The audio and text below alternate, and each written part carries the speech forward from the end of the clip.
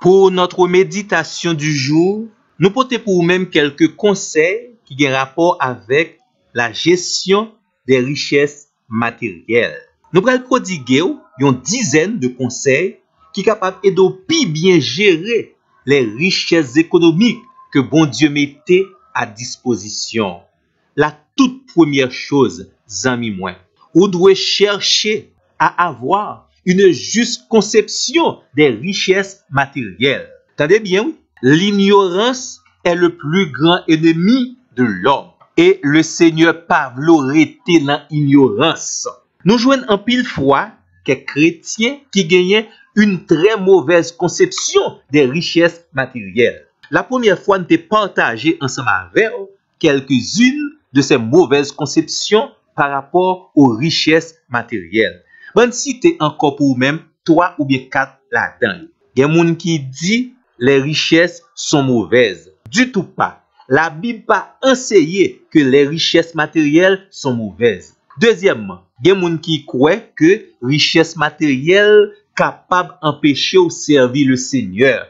Non, nos amis, moi. Il vous faut simplement de la maturité et une très bonne conception par rapport aux richesses matérielles pour capable jouir de ces grâces que bon Dieu mettait à disposition. Il y a des gens qui pensaient également seuls les païens peuvent avoir les richesses matérielles. Non, non, amis, moi. Et en réalité, c'est pas les richesses matérielles qui mènent les gens dans l'enfer, mais c'est plutôt la conception par rapport aux richesses matérielles.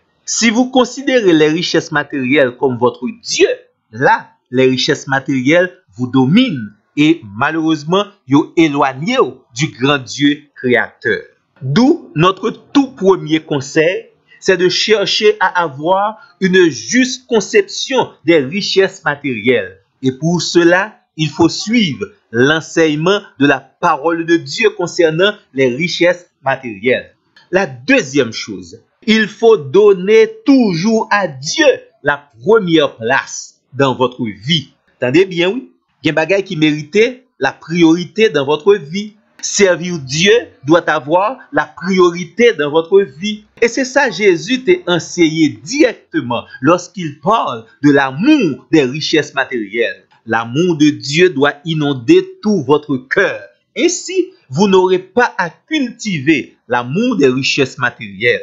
Parce que, en réalité, ce n'est pas les richesses matérielles qui sont mauvaises, mais c'est surtout l'amour des richesses matérielles qui est mauvais. Deutéronome chapitre 8, verset 12. Le Seigneur a averti le peuple d'Israël en lui disant, « Lorsque tu mangeras et te rassasieras, lorsque tu bâtiras et habiteras de belles maisons, lorsque tu verras multiplier ton gros et ton menu bétail, s'augmenter ton argent et ton or, et s'accroître tout ce qui est à toi. Prends garde que ton cœur ne s'enfle et que tu n'oublies l'Éternel ton Dieu qui t'a fait sortir du pays d'Égypte, de la maison de la servitude, qui t'a fait marcher dans ce grand et affreux désert. D'où ici, le peuple d'Israël te doit gagner comme priorité dans la vie, servir Dieu fidèlement. Donc, ce n'est pas les richesses matérielles que bon Dieu mettait à disposition peuple là, qui te doit gagner la priorité des priorités. Et nous allons lire presque la même chose en Matthieu, chapitre 6, verset 33. Cherchez premièrement le royaume de Dieu. Servez premièrement Dieu, le grand créateur.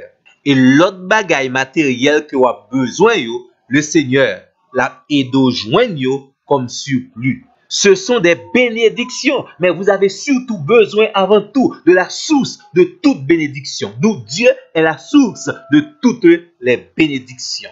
Troisième conseil, donnez votre vie à Dieu avant de donner vos offrandes ou bien votre richesse matérielle à l'église. Attendez bien, oui.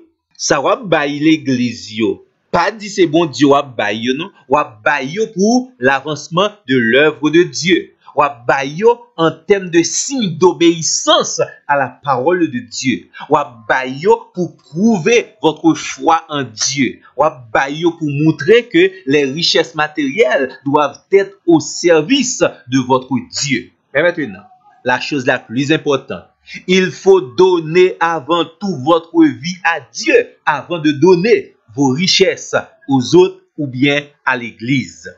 Parce que ça pas utile rien dans l'église là, ou bien offrande, ou bien dîme, ou bien libéralité, ou aider. Mais malheureusement, si votre cœur n'est pas à Dieu, c'est comme si, malheureusement, ou pas de fait rien. Ce que Dieu veut avant tout, c'est votre cœur. Une garantie. Depuis que vous avez pour Seigneur, non seulement la béni, mais tout soyez et tout soit possédé, y compris vos richesses matérielles, y a au service de Dieu. Un quatrième conseil.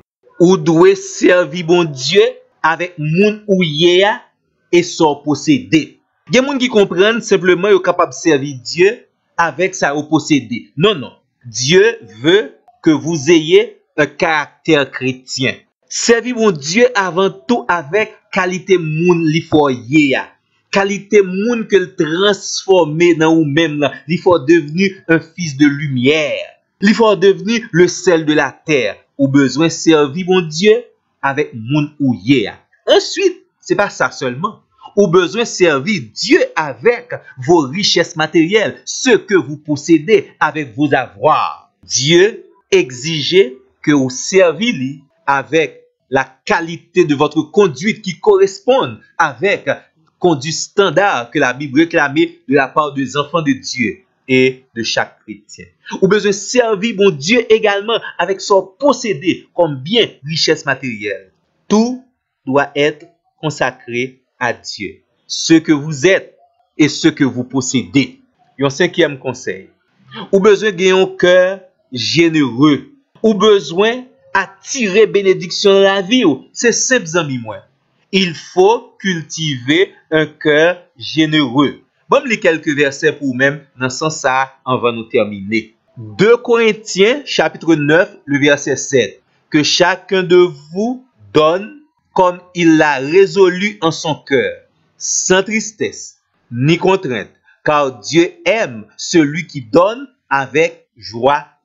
Un cœur généreux, lui joint l'approbation de la part de Dieu. Parce que Dieu aime celui qui donne avec joie, sans contrainte, sans tristesse. Et verset 8 a dit nous, et Dieu peut vous combler de toutes sortes de bénédictions et de grâces. Donc, si vous avez un cœur généreux pour la gloire de Dieu, et une garantie, le Seigneur l'a également agi favorablement à votre égard. Proverbe, chapitre 11, verset 24. Tel qui donne libéralement devient plus riche, et tel qui épargne à l'excès ne fait que s'appauvrir. Texte là clair, amis moi. Qu'on y a bala nan pied ou. M'espérer qu'autant des conseils ça yo, ou analyser yo, et ou demander bon Dieu directive avec force pour qu'à mettre en application. Pour qui ça? Pour capable devenir tout bon vrai, de bons et vrais dispensateurs des diverses grâces et bénédictions matérielles de Dieu. Bonne méditation. À la prochaine.